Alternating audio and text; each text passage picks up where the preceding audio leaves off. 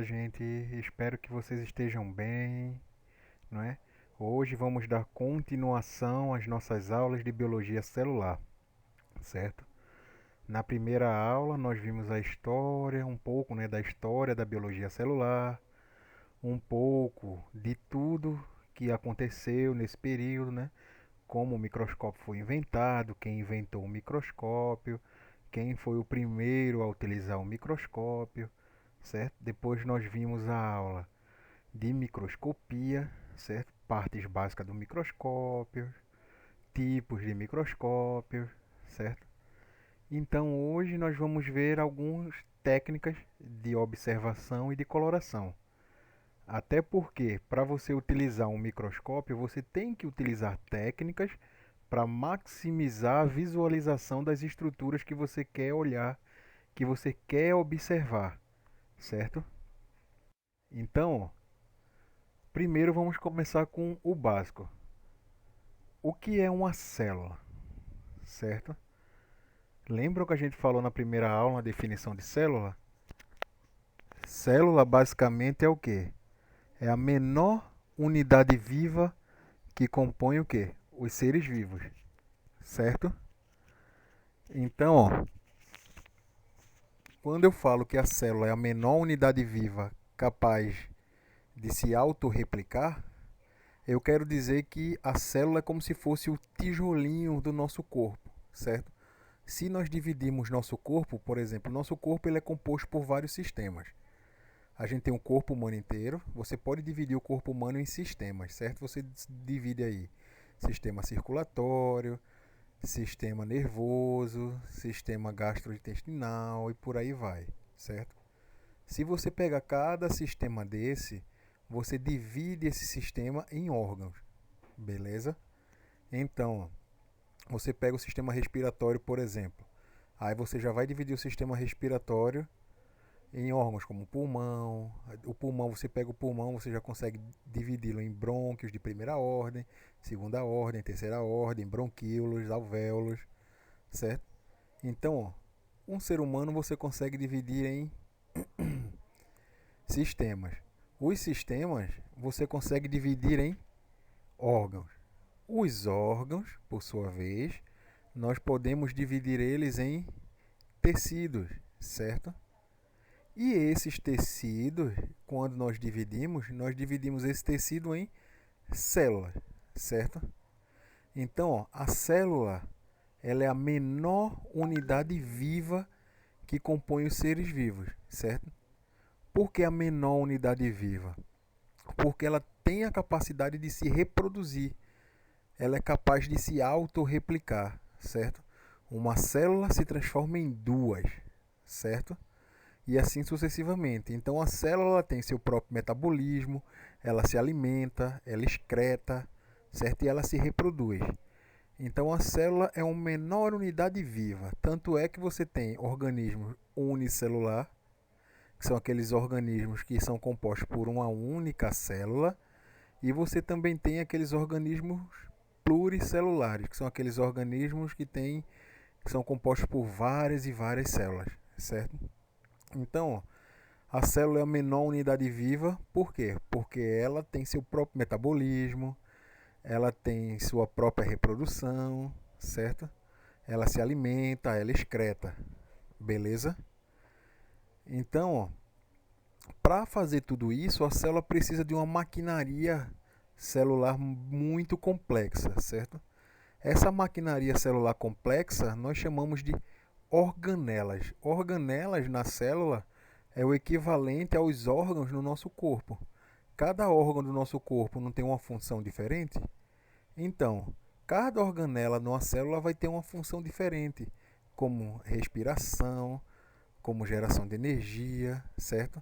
Como produção de proteínas, produção de DNA, de material genético, certo?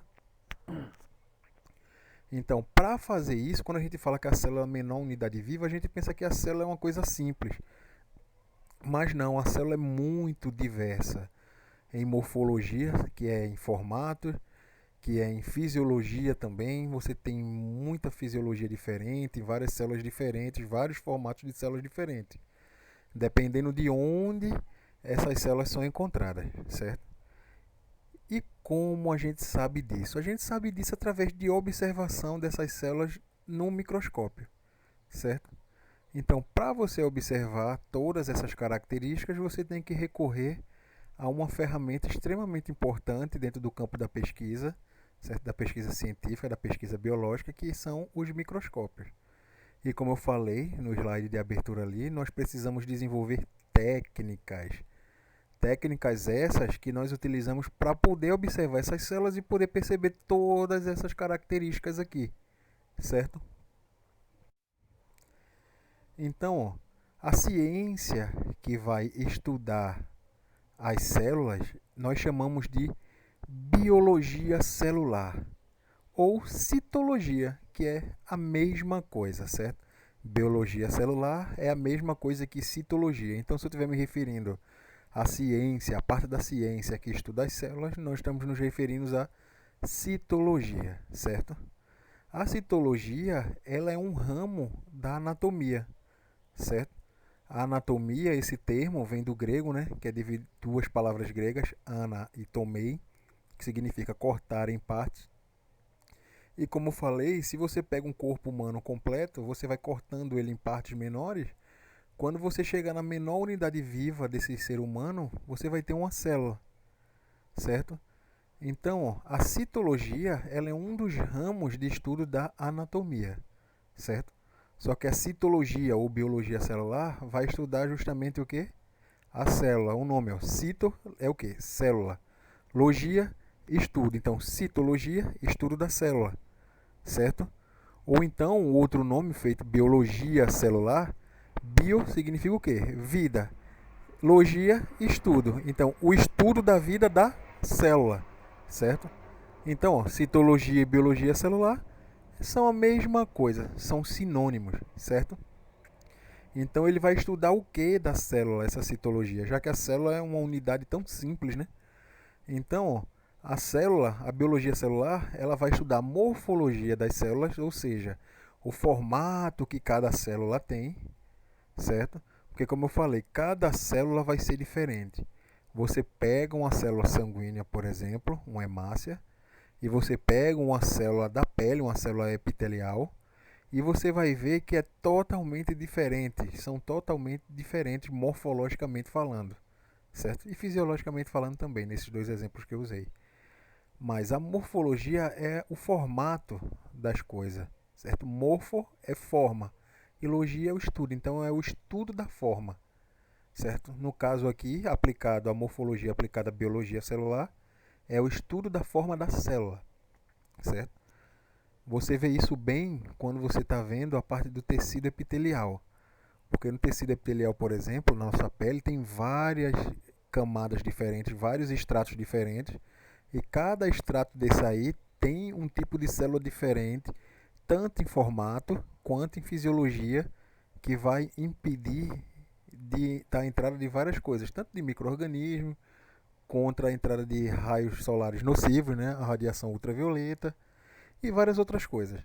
Então, ó, a biologia celular, ou citologia, vai estudar a morfologia da célula, que é a forma da célula, e a fisiologia, certo? Fisiologia é justamente o metabolismo, o estudo do metabolismo dessa célula, beleza? Então, ó, todo o processo de vida dessa célula, desde que a célula se alimenta, transforma esse alimento em energia, e essa energia faz a célula funcionar, certo? Tudo isso é fisiologia. Então a fisiologia basicamente é o funcionamento dessa célula, como essa célula funciona, certo?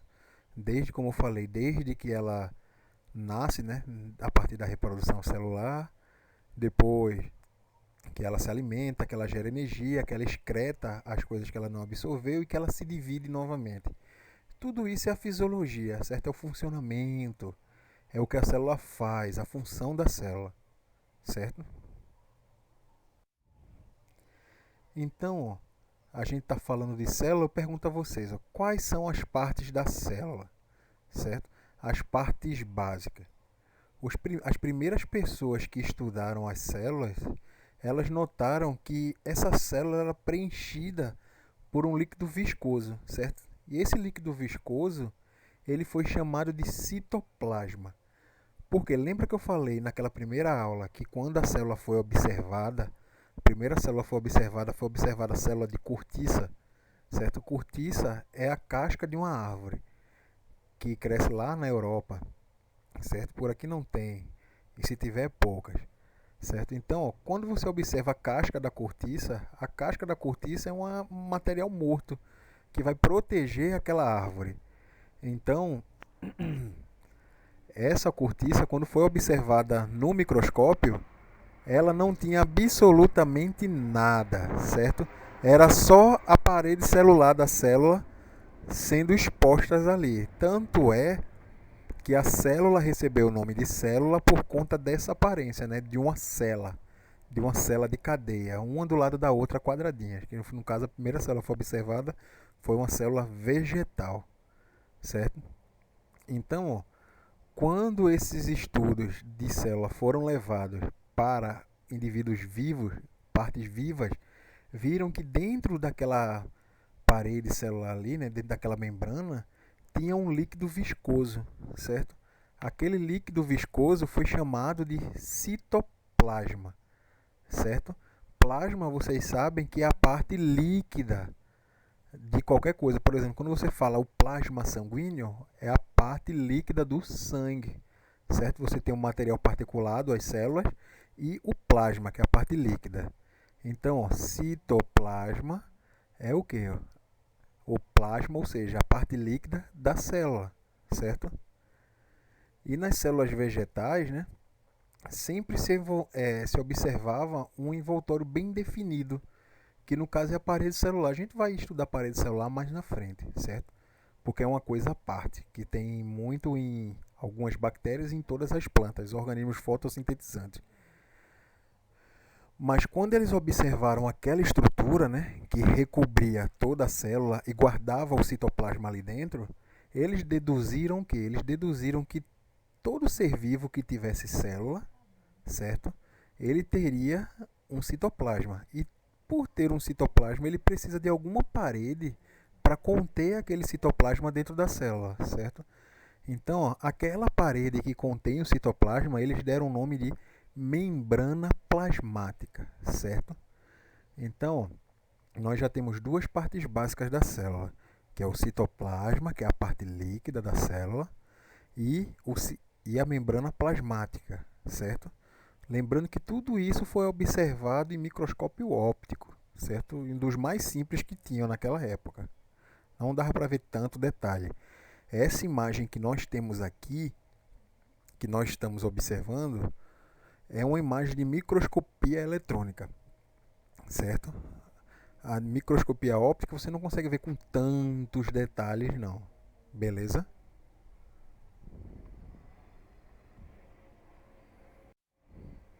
Então, ó, além do citoplasma, que foi uma das primeiras coisas que foi observado na célula, a membrana celular, a membrana plasmática, eles também descobriram que no centro do citoplasma tinha uma estrutura também que era recoberta por membrana, certo? Quem observou isso foi Robert Brown, certo? Que nas suas observações com o microscópio, ele lançou a hipótese, né? Ele lançou a ideia, porque não tinha nada formado, né? Ele olhou aquilo ali, ele teve uma ideia e ele lançou para a comunidade científica, para que a comunidade científica debatesse em cima e chegasse a um consenso. Ele lançou uma hipótese de que aquela estrutura ovoide que tinha lá dentro do interior da célula, certo? Era um componente extremamente importante e fundamental para a célula, para o funcionamento da célula. E ele deu o nome de núcleo, certo? Núcleo porque estava no centro da célula, beleza? Então, ó, não sabia ele, né, que realmente o núcleo era uma das partes mais importantes da célula. Por quê? Porque o núcleo vai conter todo o material genético, o DNA da célula, certo? O DNA da célula é a parte mais importante de qualquer ser vivo, certo? Então, ó, o DNA ele fica contido no núcleo, certo? Então, Robert Brown ele deu o nome de núcleo àquela região que eles viam lá. Eles observaram uma membrana plasmática, Dentro dessa membrana plasmática, eles observaram que tinha um material líquido viscoso, que eles deram o nome de citoplasma, e no centro ali da célula, no meio do citoplasma, tinha como se fosse uma estrutura ovoide, também recoberta por membrana. E essa estrutura ovoide, eles deram o nome de núcleo, certo? Então, ó, basicamente, uma célula, até hoje, você consegue dividir ela em membrana, citoplasma e núcleo, certo? Essa ordem aí não é à toa, não, porque essa ordem aí foi a ordem de descobrimento das coisas. A primeira estrutura celular que foi observada foi a membrana. Depois foi observado o citoplasma e depois foi observado o núcleo. Então, essa ordem que a gente sempre costuma falar, a célula basicamente é dividida em três partes. Quais são elas? Membrana, citoplasma e núcleo. Essa foi a ordem de descobrimento dessas estruturas, certo?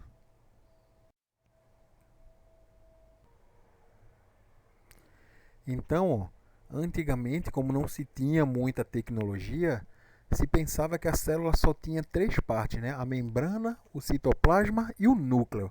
Só que com o desenvolvimento da tecnologia, com o desenvolvimento da ciência, foi se descobrindo várias outras estruturas que faziam parte da célula, principalmente dentro do citoplasma, certo? Então, o citoplasma, à primeira vista, parecia somente um líquido viscoso, certo? Mas se descobriu, se observou depois, que dentro desse citoplasma tinha várias estruturas além do núcleo, certo? E essas estruturas se deu o nome de organelas, perdão. Então, ó, essas organelas, elas são estruturas que são análogas aos nossos órgãos, certo? Como eu falei no início da aula, cada órgão tem uma função. Então, ó, cada organela também tem uma função, certo? Então, eles observaram que além dentro do citoplasma, além do núcleo, tinha várias outras estruturas, certo? E também, ó, se descobriu que as bactérias e as arqueias não possuem um núcleo, certo? E são estruturalmente bem mais simples que as demais células. O que é isso aí, professor? Eu não entendi. Porque vê só, quando eu falo bactérias e arqueias, antigamente você tinha um reino, certo?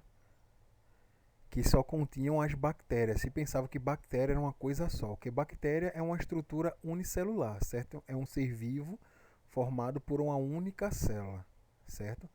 Então, essas bactérias elas eram agrupadas no reino que a gente chamava de reino Monera, certo? Então, como eu falei, com o desenvolvimento da ciência, né, dos equipamentos de observação, das técnicas de observação, essas bactérias foram sendo observadas com mais cuidados. Como eu falei ali em cima da questão das células, que se pensava que só tinha o citoplasma, e na verdade o citoplasma tinha várias outras organelas. Com os organismos unicelulares também é a mesma coisa. Se pensava que só existia bactéria, que era uma coisa só. Só que dentro das bactérias se descobriu que tinha uma divisão. Não era só bactérias, você tinha as bactérias e as arqueobactérias.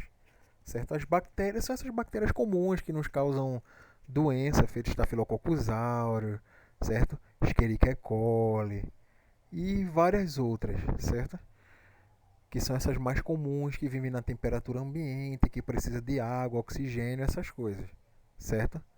Mas se descobriu também que dentro desse grupo de bactérias tinha um grupo de bactérias que era extremamente resistente. Por exemplo, você tem aquelas chaminés oceânicas, que são vulcões que saem no fundo oceânico, certo? A 2, 3, 10 mil metros de profundidade, certo? Que não tem luz nenhuma, não tem alimento suficiente e aquela água que fica ao redor daquelas chaminés vulcânicas tem mais de 400 graus, certo? E ainda libera enxofre, que quando esse enxofre reage com a água, ele forma ácido sulfúrico, certo?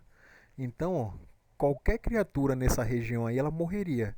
Só que um grupo de bactérias, que são justamente essas arqueias, conseguem sobreviver em condições extremas, certo? Então, ó, essas arqueobactérias, essas bactérias que vivem em condições extremas, se deu o nome de arqueobactérias.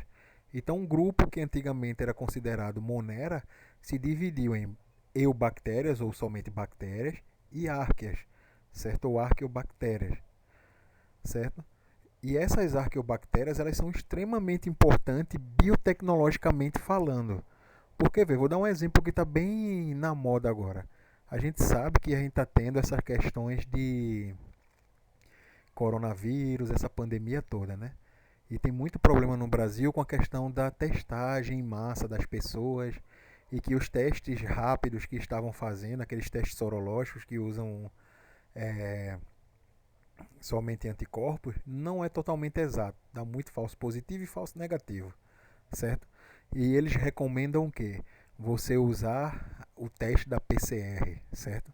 Só que o teste da PCR é errado falar o teste da PCR, que a PCR não é um teste, a PCR é uma técnica de multiplicação de fragmentos de DNA, de fragmentos de material genético, certo? Então, a PCR é reação em cadeia da polimerase, certo? A polimerase é a enzima que vai ampliar, é como se fosse um pedreiro, por exemplo. Você tem uma casa, certo? E os tijolos. Quem vai botar o tijolo um em cima do outro e construir a casa é o pedreiro, certo? Então, ó, fazendo uma analogia aí bem tosca, mas fica mais fácil de vocês entenderem, a casa, depois de construída, seria o DNA. Os tijolos seriam o quê? Os ácidos nucleicos que fazem parte do DNA. E o pedreiro que pegou esses tijolos, que são os ácidos nucleicos, e montou o DNA, é a polimerase, certo? Então, ó, onde eu quero chegar com isso? Porque ó, tinha-se um problema de que para você poder abrir a fita de DNA, você tinha que aquecer, porque a PCR ela tem vários ciclos de aquecimento e resfriamento. Você tinha que aquecer a fita de DNA para ela poder se abrir, se romper e o DNA ele ser multiplicado, certo? Então, ó, toda vez que você aquecia a polimerase que era utilizada, que era uma polimerase de Escherichia coli, né, da E. coli, ela se desnaturava, ela perdia a funcionalidade dela, certo? Então, ó, o que se fez? Vocês já ouviram falar daqueles geysers que tem no Parque Yellowstone lá nos Estados Unidos? Geysers são o quê? São fontes de águas termais extremamente quentes, né? Em ponto de fervura, que saem da terra, certo? A pressão é tão grande que eles ejetam, certo? Então, numa dessas fontes termais aí, com águas acima dos 100 graus Celsius, foi encontrada uma bactéria sobrevivendo ali, uma colônia de bactérias, certo? O nome dessa bactéria era termos aquáticos, o nome científico. Então, ó, o que é que os cientistas fizeram? Os cientistas pegaram a polimerase, essa enzima dessa bactéria que já vivia em água acima de 100 graus, e começaram a utilizar na técnica da PCR. Então, esse micro-organismo, essa bactéria termos aquáticos, ela é uma bactéria, só que uma bactéria extremófila, que consegue viver em condições extremas de vida, certo? Então, até hoje em dia, a enzima mais utilizada, que é a TAC polimerase, nas técnicas de PCR, justamente foi extraída e utilizada desse micro-organismo, certo? Desse termos aquático, que é um micro-organismo extremófilo, certo? Então, ó, contei essa historinha aqui para vocês verem que tudo isso se relaciona, certo? Como foi que você dividiu isso aí? Ou seja, você teve que evoluir essas técnicas de observação, certo? Essas técnicas científicas para observar essas células e descobrir que essas células eram diferentes, certo? E cada descoberta que se faz, que você faz, o que é que eu vou fazer observando a célula? Não me adianta de nada. Não sei se vocês sabem, mas o ser humano ele não inventa nada. Não tem nenhuma invenção que seja só do ser humano, da imaginação do ser humano. O ser humano só copia a natureza. E quando eu estou falando só copia, estou falando de tudo. Pode, na aula agora, na nossa discussão, pode dizer algum exemplo que eu vou dizer a vocês de que ele foi pensado, por exemplo. Só um exemplo aqui rapidinho, quando você fala em motor de combustão, essa questão de motor de combustão, produção de energia, para você transformar a energia da combustão, né, em energia de movimento, energia cinética, não foi inventado do nada não. Foi simplesmente copiado o metabolismo das células para poder fazer isso, que a célula tem um metabolismo energético também, certo? A célula pega um combustível, transforma aquele combustível em calor, certo? Em energia de calor, e essa energia ela é transformada em energia cinética, energia de movimento. Então, tudo isso foi descoberto através de observação, através de técnicas científicas. E um dos instrumentos principais que estavam ali era o quê? O microscópio. E uma das das coisas mais estudadas do microscópio são as células, certo? Então, ó, como eu falei, dentro daquele citoplasma ali, não antigamente não se observava nada, né? Até porque a tecnologia não era tão avançada. A partir do momento que a tecnologia começa a avançar e novas técnicas de observação, que a gente vai ver que nem tudo a gente consegue ver a olho nu no microscópio, por mais que o microscópio seja bom, você precisa de algumas técnicas de coloração, por exemplo, para você ter um certo contraste entre estruturas para você poder observar essas estruturas. Então, antigamente, quando não tinha tanta tecnologia, as células eram observadas a olho nu, a fresco. E você não via muita coisa, você só via um líquido viscoso. E quando você muda, desenvolve técnicas de observação com coloração, quando você tem um microscópio mais potente, você começa a observar que dentro desse citoplasma tem uma diversidade, tem uma infinidade de estruturas, que essas estruturas, como eu falei, são organelas. Organelas são equivalentes aos nossos órgãos, certo? Cada uma tem sua função. Então, ó, toda célula, seja ela animal ou vegetal ou até mesmo bacteriana, essas células vão ter organelas, certo? Até porque ela precisa da organela para sobreviver. Então, por exemplo, aqui a gente tem mostrando aqui uma célula animal, uma célula vegetal, certo? E a gente vê aqui dentro do citoplasma, tanto da célula animal como da célula vegetal, várias organelas, né? Por exemplo, o núcleo, certo? Que é a parte principal, onde vai estar o material genético. Dentro do núcleo você vai ter o nucleolo, certo? Você vai ter nas duas células também o retículo endoplasmático, tanto liso quanto rugoso. Você vai ter lisossomas, você vai ter o citoesqueleto. Sim, a célula também tem um esqueleto, certo? Então, a célula, ela é o que? Ela é uma coisa que é um ser vivo mesmo. Tem todas as estruturas, tudo que um ser vivo precisa ter para sobreviver, ela tem, certo? Aí, ó, tem mitocôndrias, citoplasmas, ribossomos, complexo de Golgi, membrana plasmática. Então, há uma infinidade de coisas que a gente encontra dentro de uma célula, certo? E dentro de cada organela dessa também tem suas estruturas próprias, certo? Que vai fazer essa organela funcionar, certo? E cada parte dessas organelas vai ter uma função diferente. Ó, no caso das células vegetais aqui, você ainda tem uma outra estrutura aqui, que são os cloroplastos, que são a região, a organela celular que é responsável por fazer a fotossíntese, certo? Nas células vegetais, nas plantas, beleza?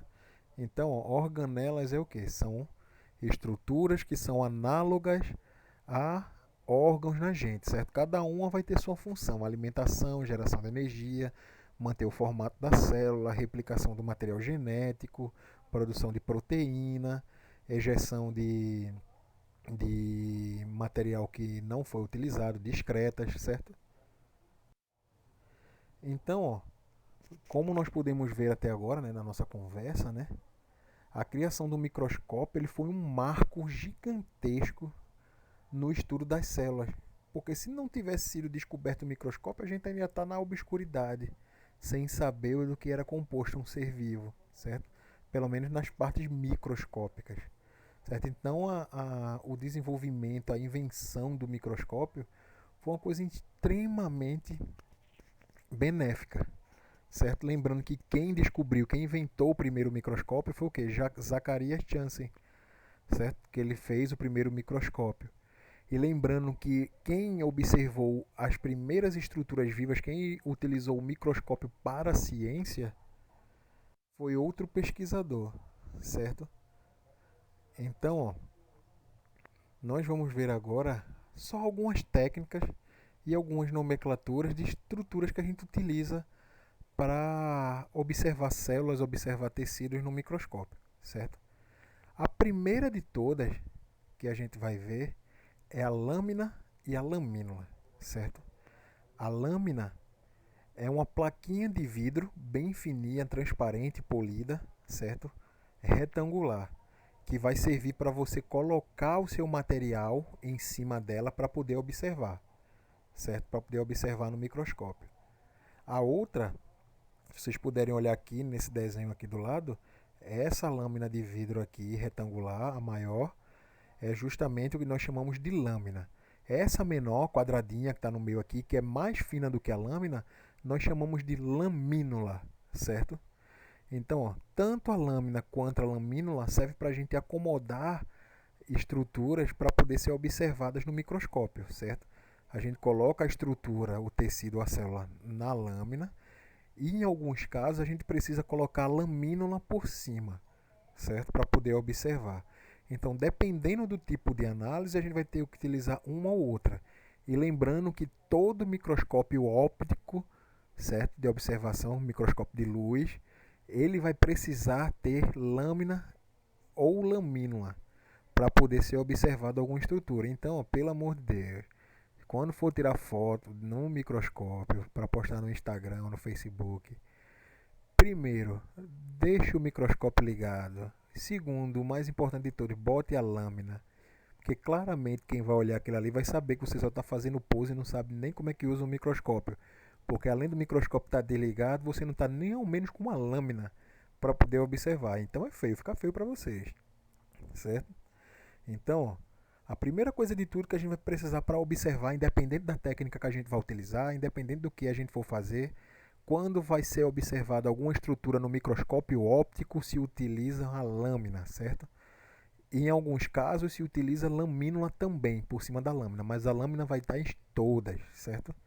A lamínula nem em todos os casos vai precisar, certo? Mas a lâmina em todas. Ressaltem isso aí na anotação de vocês, beleza? Então, ó, o primeiro tipo de observação que a gente vai ver são aquela observação em vivo, certo? Que a gente chama de lâminas a fresco.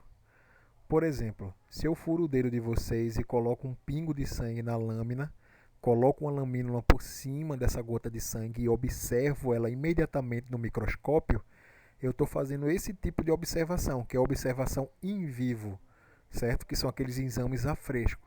Quando eu pego o material vivo, fresco, coletado e começo a observar ele no microscópio, certo?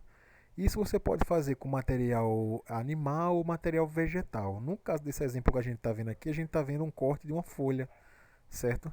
Quando você pega uma folha de alguma planta, você corta essa folha bem fininho e você observa essa folha no microscópio, você vai ver várias células. É um outro mundo que se abre nos seus olhos ali quando você começa a visualizar estruturas no microscópio, certo?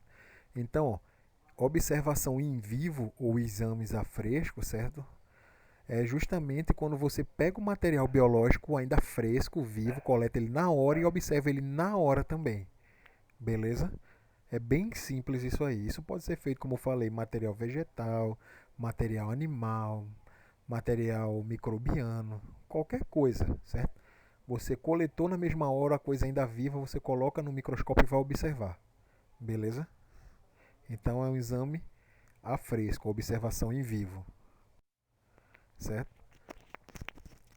Agora, ó, nem sempre a gente tem a, a disponibilidade, eu posso dizer assim, de fazer um exame em vivo, certo? De uma célula, de alguma coisa. Às vezes eu tenho que preparar essas lâminas e guardar essas lâminas para observar depois, até por conta da quantidade de amostra de análise que a gente faz, certo? Vocês quando forem trabalhar no laboratório de vocês aí, vocês vão ver que a quantidade de amostras que chega é extremamente grande. Então, ó, com uma quantidade tão grande de amostras, às vezes você não pode, às vezes não, sempre você não tem condições de estar observando isso tudo a fresco, né? Assim que colhe, você observar. Então, o que é que se tem que fazer? Você tem que fazer o que a gente chama de fixação das células. O que é a fixação das células? Como eu falei, qualquer célula é um ser vivo, né? A menor unidade que constitui um ser vivo. Então, então, essas células elas vão estragar, elas vão se decompor, elas vão se desmanchar. Então, quando essa célula se decompõe, ela vai se quebrando, vai se desmontando. Então, você não tem como observar a estrutura correta da célula, certo? Para ver qual é o que seja o problema que vocês queiram observar nela, certo? Então, ó, a fixação nada mais é que você preservar a estrutura celular, preservar e deixar ela intacta, certo? Sem sofrer quebras, fraturas, alguma coisa, certo? Então essa preservação, ela serve para você guardar os detalhes da célula, principalmente os detalhes internos, para poder observar outra hora, sem que essa célula se perca, certo? Sem que ela apodreça, sem que ela se desmanche, certo? Então, ó, essa fixação geralmente ela é feita utilizando líquidos fixadores. Esses líquidos fixadores são o formol, ácido acético, o próprio álcool etílico e tem vários, certo? Tem o Lugol. Aí vai depender da técnica e do estudo que você estiver fazendo e das condições do laboratório, certo? Dependendo da célula que você for utilizar, dependendo do tipo de estudo que você for fazer, você vai usar um tipo de fixador ou outro. Os mais usados são o formol e o Lugol para fixação de célula, principalmente o formol, né? Que a gente chama de formalina, certo? Que é o formol a 40%, não é o formol puro não, ou seja, 40% de formol e 60% de água, da água destilada, certo? Que é um formol mais diluído. Então, a fixação da célula é isso, é você pegar essa célula, colocar algum líquido fixador que vai impedir com que essa célula se decomponha, ou seja, se quebre, certo? Então, ó, esses líquidos fixadores são o quê? Formol, ácido acético, álcool etílico, Lugol e por aí vai, tem vários. Beleza? Então, ó, depois que eu faço a fixação, ou se eu vou observar essa célula em vivo, né, um exame a fresco, quando eu vou observar uma célula a olho nu, geralmente essas células elas são meio que transparentes. Ela não tem tanta cor, ou seja, ela não tem tanto contraste entre as estruturas dela. Eu consigo até visualizar a célula, mas eu não consigo visualizar tantos detalhes como deveria ser visualizado, certo? Então, para conseguir visualizar direito, o que é que você faz? Você pinta essa célula, ou seja, você faz o processo de coloração das células, certo? Que nada mais é que você pintar a célula com algum corante, usar algum corante para colorir essas células, para colorir essas estruturas internas da célula, para poder observar, certo? Então essas técnicas elas vão realçar essas estruturas, certo? Então você vai conseguir ver muito melhor do que você veria com uma lâmina fresco sem nenhum tipo de coloração. Não que não dê, certo? Mas algumas coisas você precisa colorir, certo? Então, ó, geralmente você pode utilizar essa técnica de coloração em, como é que eu posso dizer, lâminas a fresco, ou você pode usar esse processo de coloração em lâminas que são fixadas, certo? Então, ó, você mergulha essas lâminas depois que você fixa em corantes citológicos, né, que são corantes para células, né, para corar células, e dependendo do corante que você está utilizando, ele só vai corar aquilo que ele tem afinidade, certo? Nem todo corante que você mergulha vai pintar toda a célula, certo? Só algumas partes, dependendo do corante que você estiver usando, certo? Aí essa célula ela fica muito mais fácil de ser observada, certo? As estruturas coradas. Então aqui, ó, então aqui, ó, eu tenho duas fotos aqui mostrando uma célula sem coloração e uma célula com coloração, certo? Então, ó, as células sem coloração você não vê tanto contraste. Você vê, por exemplo, você consegue ver a membrana do núcleo, você consegue ver a membrana plasmática, certo? E você não consegue ver tantos detalhes. Esses pontinhos que a gente está vendo preto aí no meio, às vezes é própria do próprio microscópio, porque está uma célula por cima da outra, você forma essas ondulações, certo? Então, ó, você não consegue ver muito contraste. A mesma cor do núcleo é a mesma cor da célula, certo? Não tem nada de muito diferente não. Essa imagem aqui, ela tá até ótima, muito boa, mas geralmente você não consegue diferenciar muita coisa não. Você mal vê a parede celular, certo? Vê aquele negócio meio transparente, branco mesmo, como se fosse uma gelatina sem cor, certo? Então, ó, do outro lado aqui, a gente já consegue ver uma diferença bem grande. Você consegue notar bem o citoplasma, né? Você consegue ver a membrana plasmática, você consegue ver um núcleo bem detalhado, certo? Então, quando você faz o processo de coloração da célula, você consegue ver com mais detalhes por conta do contraste que causa, certo? Esses corantes, beleza? Então, ó, a primeira técnica de coloração que a gente vai ver, certo? Na verdade, é uma técnica de coloração e fixação, que é como eu falei, você utiliza duas coisas aí, certo? Você está utilizando aqui o processo de fixação, que é uma coisa que você vai guardar, você pode guardar essa lâmina para olhar depois, para observar depois, e essa célula não vai estragar, e um processo de coloração. Não sei se vocês já ouviram falar, provavelmente já, na técnica da coloração de Gram, ou técnica de Gram, certo? Gram, ele desenvolveu uma técnica que consegue diferenciar dois grupos distintos de bactérias, de acordo com a parede celular que essas bactérias têm, certo? Então, ó, tem dois tipos de bactérias, as bactérias gram positivas e as bactérias gram negativas, certo? De acordo com a parede, o tipo de parede celular que elas têm, beleza? Então, ó, essa técnica de Gram, ela é utilizada, ó, anotem aí direitinho, a técnica de Gram, ela é utilizada somente para colorir e identificar, né, bactérias, certo? Para nenhuma outra coisa, para bactérias, beleza? Então, isso é bem importante vocês lembrarem. Então, ó, aqui tem um passo a passo bem simples, é uma coisa bem simples que a pessoa faz direto em laboratório de pesquisa de microbiologia, é bem simples mesmo. Tem esse passo a passo aqui, ó, vê. A primeira coisa é que você vai ter que colorir. Ó, primeiro eu vou mostrar para vocês aqui do lado. A bactéria gram positiva, ela vai ficar no final com a coloração azul, certo? E a bactéria gram negativa, no final ela vai ficar com a coloração vermelha. Então, ó, eu vou ter duas cores diferentes. Então, por eu ter duas cores diferentes, eu vou ter que usar pelo menos dois corantes, certo? Esses dois corantes são o cristal violeta, que é a responsável por deixar a célula azul, certo? Das gram-positivas, e a safranina, que é um corante rosa avermelhado, no caso ele é meio magenta, certo?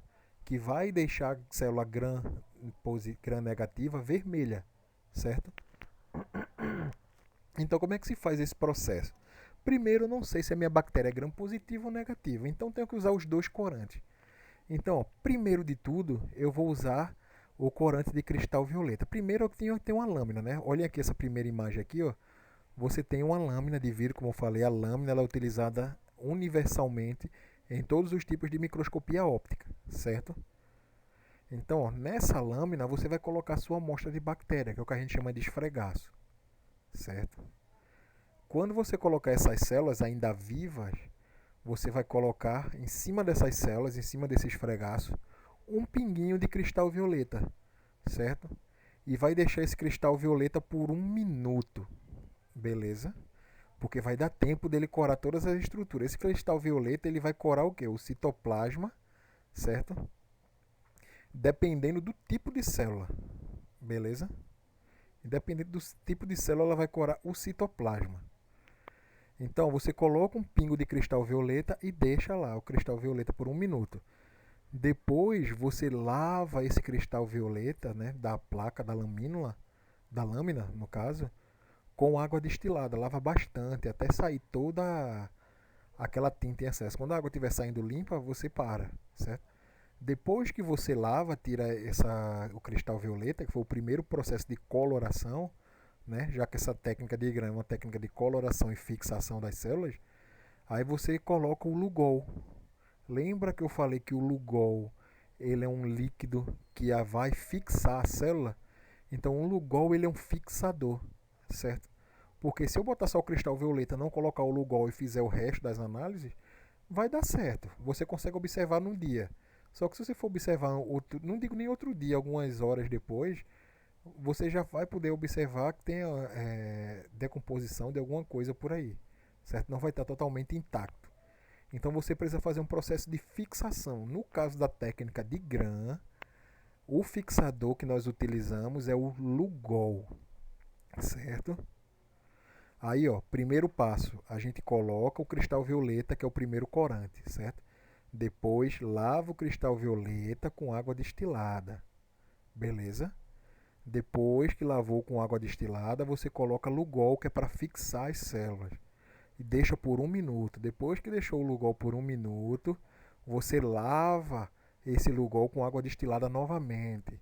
Aí você adiciona o que? Você lava outra vez com álcool a 95%. Depois que você lava com álcool a 95%, você lava com água destilada de novo. São vários processos de lavagem aí, certo? Então, depois que você lavou com água destilada, aí você coloca a safranina, que é o outro corante que vai corar de vermelho as células gram-negativas, certo? Deixa lá por uns 45 segundos, dependendo isso, esse tempo vai depender do corante, se ele está mais velho, se ele não está, certo? Quanto mais velho o corante estiver formando cristais, você deixa por um pouquinho mais de tempo, mas em média são 45 segundos. Então depois você pega, lava com água destilada de novo e enxuga um pouco para tirar o excesso de água, que a lâmina vai ficar toda molhada, logicamente, para poder observar no microscópio óptico. No final disso aqui tudo, você vai ter a lâmina corada, as células coradas. Se a célula for gram negativa, ela vai ficar vermelha. Se a célula for gram positiva, ela vai ficar azul. Aí você vê, eita, professor, não entendi, foi nada. Realmente não dá para entender de cara assim não. Vocês só iam entender isso na prática. Assim que voltar às aulas presenciais, a gente, se ainda estiver tendo nossas aulas ainda, nós vamos ver isso aí, certo? E se não tiver, nem se preocupem que vocês vão ver isso depois também, beleza? A única coisa que eu quero que vocês peguem daqui, desse slide aqui, dessa técnica de Gram, é que essa técnica de Gram, ela é uma técnica de fixação e coloração, certo? Então, ó, fixação, quem é o fixador, o líquido fixador da coloração de Gram? O Lugol. E quem são os corantes que foi usado para coloração? O cristal violeta e a safranina, certo? Anote isso aí que isso é o principal que eu cobro em prova. E também, ó, no próximo slide a gente vai ver agora a questão das gram positivas e das gram negativas, como é que a gente observa no microscópio. Então, ó, como eu falei, ó, no microscópio nós conseguimos ver, depois que a gente faz todo esse processo aqui de coloração de gram, né, coloca o cristal violeta aqui, né, da esquerda para a direita, o cristal violeta, depois coloca o Lugol, depois coloca o álcool, depois coloca a safranina. No final de tudo, você vai ter as bactérias que são gram positivas vão ficar azuis, certo? Como a gente está vendo embaixo no lado esquerdo, certo? E as bactérias gram negativas elas vão ficar vermelhas, que é o que a gente observa no lado direito inferior aqui. Então, ó, a coloração de gram é uma coloração de é uma técnica de fixação e coloração das bactérias, viu? Lembrando, só bactérias, certo? Aí vai dividir em gram positivas e gram negativas, certo? Então, ó, outro processo bem utilizado, né, de coloração é a coloração por hematoxilina e eosina, certo? São esses dois corantes aí, é um corante acidófilo e um corante basófilo. Ou seja, é um corante ácido que tem afinidade por base e um corante básico que tem afinidade por ácido, certo? Então, essa técnica de coloração utilizando hematoxilina e eosina, ela é muito utilizada para observação de células animais, certo? De células humanas, de tecidos, certo? Que os tecidos são compostos por células. Então, ó, essa hematoxilina, ela vai ter afinidade com o núcleo, certo? E a eosina, ela vai ter afinidade pelo citoplasma. Então a hematoxilina vai corar o núcleo e a eosina vai corar o citoplasma. Então quando você usa esses corantes em conjunto, você vai ter uma célula corada com citoplasma corado de uma cor e o núcleo corado de outra. Então você vai conseguir diferenciar bem facilmente quem é o citoplasma e quem é o núcleo, certo? Disso aí. Então, ó, o nome dessa técnica é a técnica de coloração com hematoxilina e eosina, certo? Anotem aí direitinho que isso é questão de prova, certo? Hematoxilina e eosina você usa para corar células animais. Quando eu falo célula animal, não é só célula de cachorro, gato, não. Célula animal, tudo, até ser humano. Lembrando que o ser humano é um animal, é um símio, certo? Então, ó, nós também somos animais, então nossas células também podem ser coradas e são coradas com esse tipo de coloração, beleza? Então, a hematoxilina vai corar o núcleo celular e a eosina vai corar o que? O citoplasma, certo? Não esqueçam. Anotem aí, botem asterisco nisso aí. Então, aqui a gente consegue ver uma lâmina, certo? Bem claramente aqui que foi utilizada essa técnica de coloração com hematoxilina e eosina, certo? A eosina, ela cora o que? O citoplasma. E a hematoxilina cora o que? O núcleo. Então, onde tem um núcleo, a gente vai ver que está colorido de roxo. Então, tudo onde é roxo, a gente consegue saber que é núcleo. E onde é rosa, a gente só consegue saber que é região citoplasmática, certo? E onde está branco aqui, nesse desenho aqui, é porque simplesmente teve um rompimento do tecido, certo? Na hora do corte, certo? Mas a célula aí é a parte azul, que é o núcleo corado pela hematoxilina, e a parte rosa, que é o citoplasma, que foi corado pela eosina, certo? Então, ó, aquela técnica que eu falei da hematoxilina e eosina, geralmente ela é utilizada material fixado, certo? Só para complementar aí. Só que células animais, células vivas, a gente também consegue visualizar, certo? Só que a gente não vai fazer um processo de fixação, como eu falei, aquelas análises em vivo, né? Aquelas análises a fresco, você consegue coletar a célula e observar aquela célula no microscópio na mesma hora. Só que, como eu falei, se você vai observar uma célula sem coloração, você não consegue ver muito detalhe, certo? Então, ó, o que é que pode ser feito? Você pode utilizar algum corante, né, específico para coloração em vivo, né, para ver estruturas a fresco, para você conseguir ver mais detalhes. Aqui do lado a gente tem a imagem, né, de células do epitélio bucal. Não sei se vocês já viram, né, quando vocês passam um suave, né, com aquele cotonete grandão na bochecha de vocês pelo lado de dentro, é esse tipo de célula que a gente coleta, né, que é a célula do epitélio bucal humano, certo? Então, se a gente coloca essa célula para observar no microscópio, ela é totalmente transparente, você não vai ver quase nada. Então, a gente precisa de algum corante para poder visualizar. Então, depois que a gente pega aquela célula e coloca na lâmina, a gente coloca um corante especial, né? No caso aqui, o azul de metileno. E esse azul de metileno, ele vai corar essas células a fresco e a gente vai conseguir observar essas estruturas, certo? Você vai conseguir ver um pouco mais de detalhe de contraste entre o núcleo, o citoplasma e a membrana, certo? E a membrana plasmática, beleza? Então, também é possível observar células a fresco com coloração, certo? Geralmente o corante que a gente usa é esse azul de metileno, beleza? Esse azul de metileno também a gente utiliza bastante para olhar células a fresco, lâminas a fresco de fungos, por exemplo,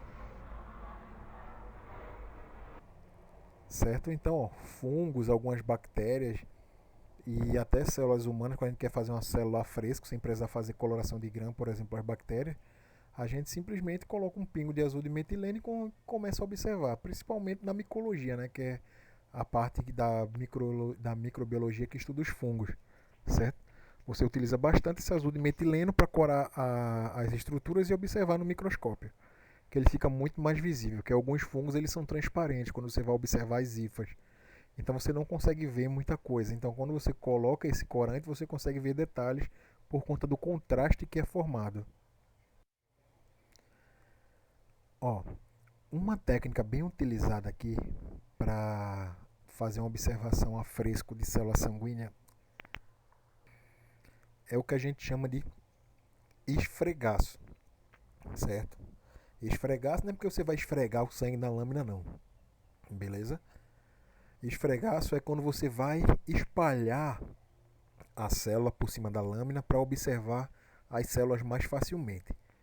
Vê só, quando você fura o dedinho lá e coloca na lâmina uma gota de sangue, observem aqui esse desenho aqui do slide, certo? Então, você furou seu dedinho lá, colocou um pingo de sangue na lâmina. Tá vendo aqui, ó, a gota de sangue? É uma gota de sangue, ela tem uma certa altura. E vocês concordam comigo que aqui dentro tem várias e várias e várias células? Concordam?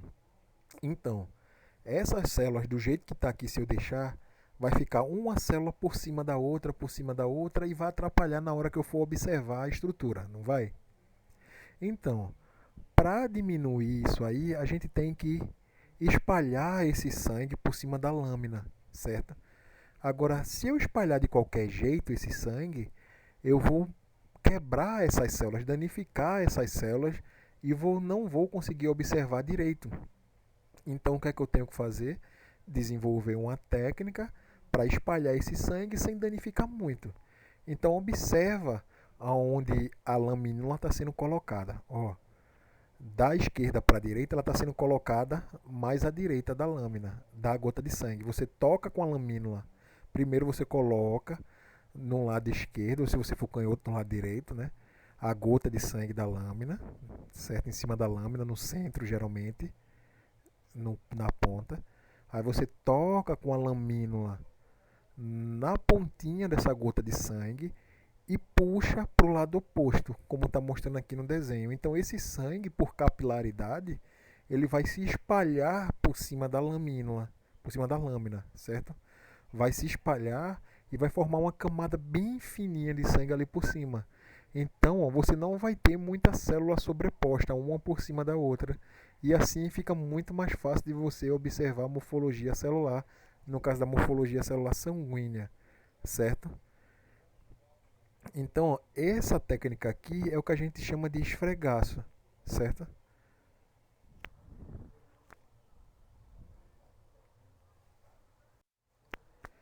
Então, ó, outra técnica utilizada com o mesmo intuito, né, do esfregaço lá, que é o esfregaço, qual é o intuito dele? Você não deixar a célula empilhada, uma em cima da outra, para não danificar a sua visão.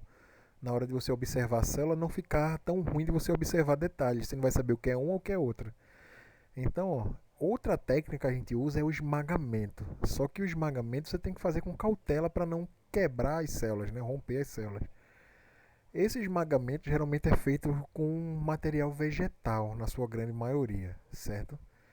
Então o nome já está dizendo, ó, esmagamento. Ó, esqueçam o que está escrito aqui no momento e olha para cá, para o desenho. Tá vendo aqui?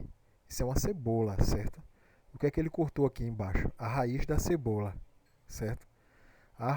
As células da raiz da cebola são muito utilizadas em testes de toxicidade, certo?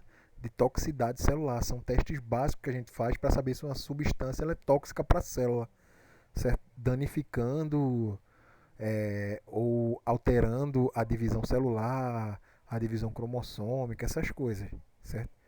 Então, a raiz da cebola ela é bem grossinha, né? Mesmo ela sendo fina, mas a nível celular ela é bem grossa.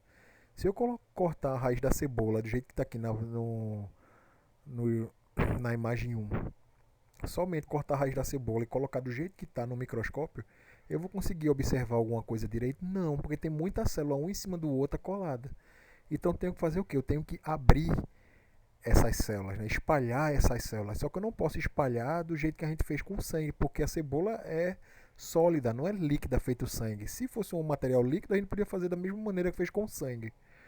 Mas como é uma coisa sólida, a gente tem que esmagar essa estrutura. Então, como é que você faz? Você pega a raiz da cebola, corta um pedacinho, ou pode ser de qualquer outro tipo de tecido que você quiser fazer, certo? Corta com um bisturinho um pouquinho. Você coloca corante, não é? No caso da cebola, você coloca corante. Se você quiser observar depois, você coloca, além do corante, você coloca um fixador. Aí fica a seu critério. Pode ser observado a fresco ou pode ser fixado para ser observado depois. Essa técnica de esmagamento, certo? Então, depende do que você for trabalhar. Então, se for observar agora, você coloca o que? O corante. Se não for também, só coloca o fixador, certo? Aí você coloca, ó, tá vendo aqui na mão do rapaz aqui uma lamínula? Você coloca a lamínula por cima da estrutura, certo? Por cima do pedacinho da raiz da cebola, que já tem uma gota de corante aqui. E você pressiona bem levemente com o dedo até esmagar, abrir a raizinha da cebola lá. Quando você faz esse tipo que a gente chama de esmagamento, você leva para o microscópio e observa, certo? É bem simples, beleza? Então essas células geralmente para você utilizar o esmagamento, elas têm que ter características de quê? O tecido tem que ter características de que as células estejam ligadas fragilmente. Ou seja, as células estão fracamente ligadas umas às outras que você consegue abrir só pressionando um pouco, certo? Nem todo tecido você vai pegar, você vai conseguir fazer isso não. Por mais que você esprema, amasse, esmague, você vai esmagar, romper a célula todinha, mas as células não vão se soltar. Então não são todos os casos que se utiliza o esmagamento não, certo? Só em tecidos que têm células frouxamente associadas, beleza? Geralmente tecidos vegetais, né? E animais, as partes moles, certo? Então, quando eu estou falando de tecido vegetal, de tecido animal, certo? Por exemplo, são tecidos diferentes, tem morfologias de células diferentes, como a gente está vendo aqui na imagem. A gente está vendo aqui vários tipos de tecido, né? Com vários tipos de formas de células diferentes. Então, para ser observado isso aí, a gente tem que fazer os cortes, certo? Os cortes histológicos que a gente chama, certo? Cortes histológicos são cortes de tecido, beleza? Eu vou cortar um pedacinho do tecido, por exemplo, pego um músculo, corto uma fatia bem fininha do músculo para observar no microscópio. Isso é um corte histológico. Eu cortei um tecido para observar esse tecido no microscópio. E eu vou observar um tecido no microscópio para quê? Porque os tecidos que a gente observa no microscópio, a gente vai observar, no caso, as células, certo? Então, o corte histológico é isso, é um corte de tecido com a finalidade de observar as estruturas celulares que compõem esse tecido, beleza?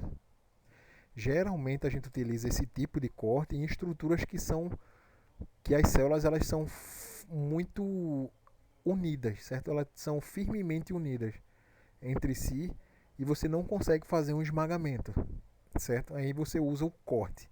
Quando as células não são tão unidas entre si, você usa o esmagamento. Quando são muito unidas, você usa o corte histológico, beleza? Então, ó, esse corte histológico, esse corte ele pode ser feito à mão, certo? Você pode cortar ele à mão mesmo, com a lâmina, com bisturi, com o que seja. Ou você pode utilizar uma máquina que faz esses cortes que a gente chama de micrótomo, certo? Micrótomo é o aparelho que vai fazer cortes histológicos praticamente perfeitos para poderem ser observados no microscópio. Porque por mais que a gente tenha habilidade, a gente ainda corta a fatia do tecido um pouco grossa, certo? Não dá para ver tão bem assim. Já no micrótomo, essas fatias saem extremamente finas, certo?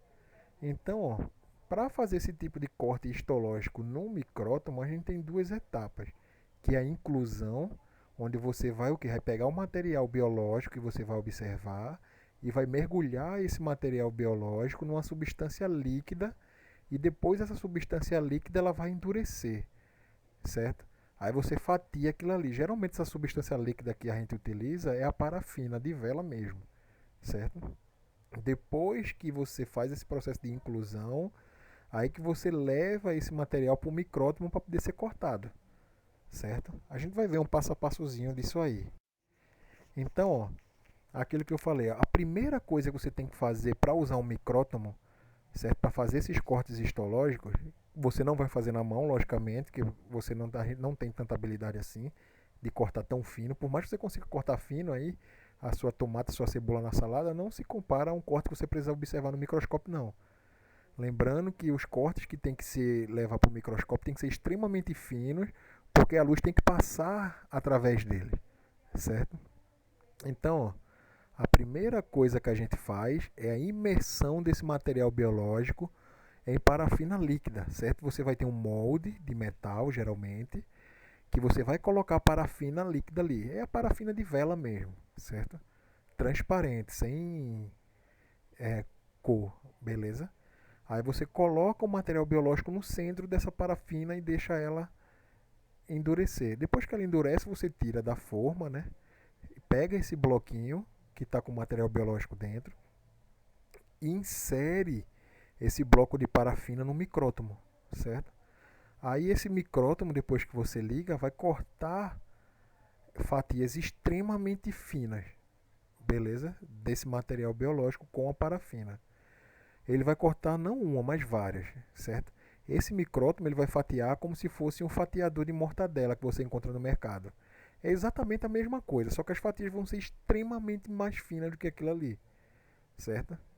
Então, ó, depois que você insere esse bloco de parafina com material biológico no cortador, né, no micrótomo, ele vai cortar fatias bem fininhas. Dessas fatias você vai pegar algumas, certo? Vai escolher as melhores, vai colocar sobre a lâmina, certo?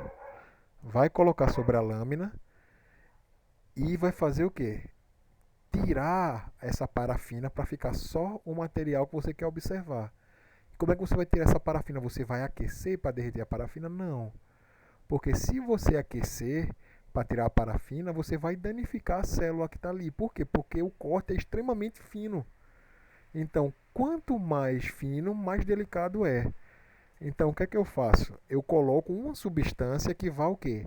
Que vá dissolver aquela parafina sem danificar a, o meu material biológico que eu quero observar. No caso da solução que a gente usa aqui, a gente usa o xilol, certo? Que é um álcool também, que vai retirar essa parafina e vai deixar só o material biológico, certo? Como eu falei, geralmente a gente não vê direito uma célula fresca, você não consegue ver tanto detalhe. Então, depois que a gente tira a parafina, a gente vai fazer o processo de coloração.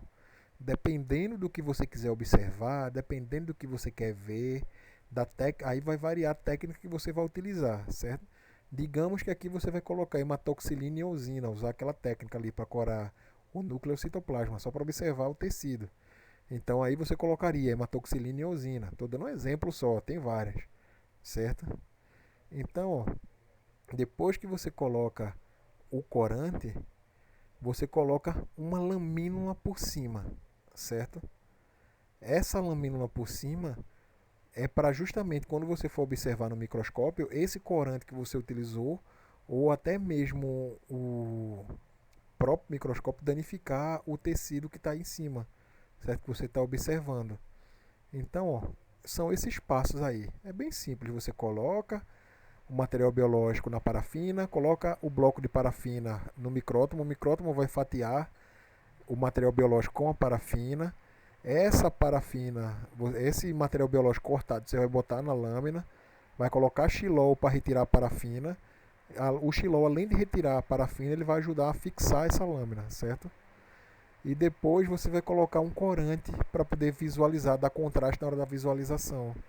Aí depois você coloca a lamínula por cima do material que sobrou e leva essa lâmina para o microscópio para poder observar, certo? São passos bem simples aí. Então aqui, ó, a gente consegue ver justamente o micrótomo, certo? Não sei qual é o modelo desse micrótomo aí, mas pode variar bastante.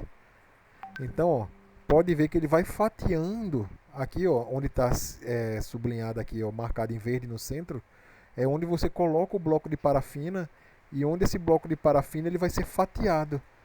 Pode ver aqui na segunda imagem aqui, ó, o bloco de parafina saindo todo fatiadinho aqui no meio, ó, no centro do micrótomo, certo? Então, ó, pode ver que as lâminas, que os cortes são extremamente finos, certo? E olha que isso aqui está com a parafina, beleza? Mas os cortes são extremamente finos e isso facilita a passagem da luz por esse material aqui. Você consegue ter uma visualização muito melhor, certo? Então, aqui a gente já consegue ver, isso aqui já é outro tipo de micrótomo já, né? Que aqui você consegue fazer um corte histológico muito maior. Você vê que tem bastante tecido aí que foi cortado, certo? Então você vai tendo vários e vários e vários cortes saindo do mesmo material. E desses cortes aí você pode preparar várias e várias lâminas. Ou você pode escolher depois a melhor que ficou, certo? Então, ó, agora, outra técnicazinha, como eu falei, ó, a célula ela pode ser observada de várias maneiras. E a célula a gente viu que ela não é só composta por membrana, citoplasma e núcleo não, certo? A célula ela tem várias organelas dentro dela. Então, por exemplo, às vezes não é interessante para mim ter uma célula inteira para lá dentro eu procurar a estrutura que eu quero observar, certo? De uma célula só. Por exemplo, eu quero observar mitocôndrias, num caso, certo? Aí eu vou ter que pegar várias células e observar uma mitocôndria por uma ali dentro. Não, é mais fácil eu juntar, extrair todas as mitocôndrias e utilizar um monte de mitocôndrias e observar só as mitocôndrias em vez de estar perdendo tempo procurando no microscópio onde está a mitocôndria ali naquela célula ali perdida, vendo qual é a célula que tem a mitocôndria intacta ou não, certo? Então é mais fácil eu separar os componentes celulares, certo? E como é que a gente separa os componentes celulares? A gente separa através de fracionamento, certo? Ou seja, você vai quebrar a célula e por centrifugação. Vocês sabem o que é centrifugação, né? É você girar e quanto mais rápido você gira, você aumenta a força da gravidade, certo? Naquele tubo de centrífuga e os materiais mais densos vão decantar, vão ficar no fundo do tubo da centrífuga. E os menos densos, ou seja, os mais leves, vão ficar no líquido em cima, dissolvidos ainda. Então, basicamente, como é que a gente faz isso? Como eu falei, aumentando ou diminuindo a velocidade, certo? A gente vai usar centrífugas e essas centrífugas você usa a força G, que é a aceleração da gravidade. Você pode aumentar muito.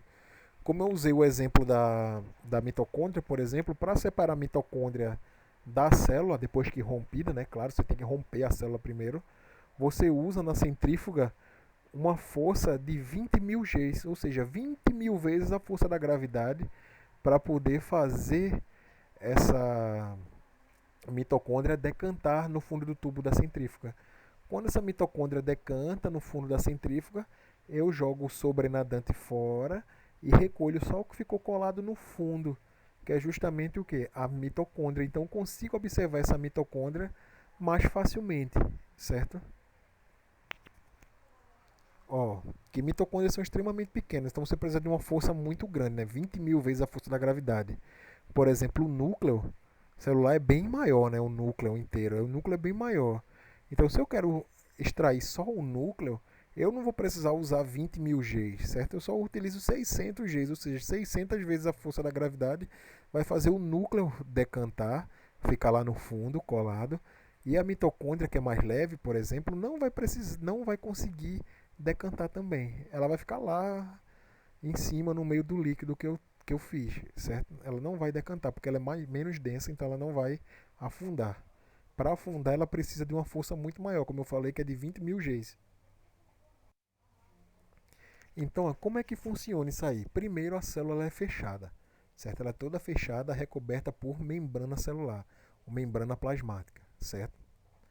Então, primeiro eu tenho que fracionar essa célula. Como é que eu fraciono essa célula? Eu quebro essa célula, eu rompo essa célula. Eu macero essa célula, eu amasso essa célula até quebrar ela, até quebrar a membrana plasmática e liberar o citoplasma e as organelas ali, certo? Aí quando eu quebro ali a célula num líquido, por exemplo, aí eu vou ter dissolvido naquele líquido, eu vou ter, por exemplo, membrana, pedaço de membrana celular, membrana plasmática, vou ter núcleo, vou ter mitocôndria, vou ter todas as organelas soltas ali misturadas.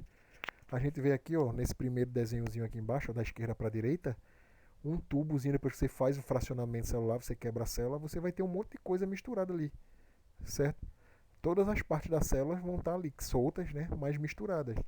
Então, por exemplo, essa parte verdinha aqui é a maior, é a mais pesada. Então, o que é que eu faço?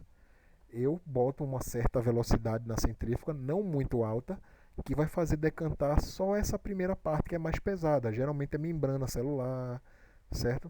Que é a parte mais pesada, a parede celular.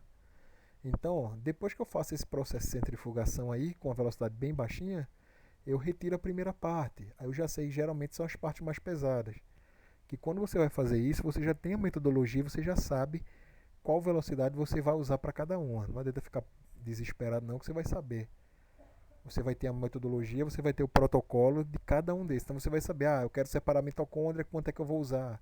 Quero separar núcleo, quanto é que eu vou usar? Quero separar complexo de Golgi, quanto é que eu vou usar? Certo? Qual é a velocidade que eu vou usar? Isso é variável, isso vai variar de metodologia para metodologia. Então aqui eu quero que vocês vejam que quando a gente vai aumentando gradativamente a velocidade, só vai decantando uma parte por parte, certo? Parte por parte. O primeiro só caiu, só decantou a partezinha verde, que eram as maiores, né, mais pesadas. Depois as rosinhas, certo? depois as azuis e depois as particuladazinhas bem pequenininhas no final, até o líquido ali ficar limpo em cima, certo? Então, fracionamento celular e centrifugação é isso. Você rompe a célula e utiliza um aparelho, né, uma centrífuga, para fazer girar em velocidades diferentes e fazer o material particulado, né, resultante da quebra da célula, sedimentar no fundo do pote de centrífuga de acordo com a velocidade que você utilizar, certo? Então é isso, gente. Obrigado a vocês. Lembrando que na próxima aula nós vamos fazer nossa primeira prova. A gente já fez o simulado. Todo mundo se saiu bem, quem me mandou, certo? Então nós vamos fazer a nossa primeira prova. Lembrando que a cada 3 assuntos, para não ficar pesado, nós vamos fazer um simulado e depois desse simulado nós fazemos a prova, beleza? E assim segue, até a gente terminar a disciplina, é bem tranquilo, beleza?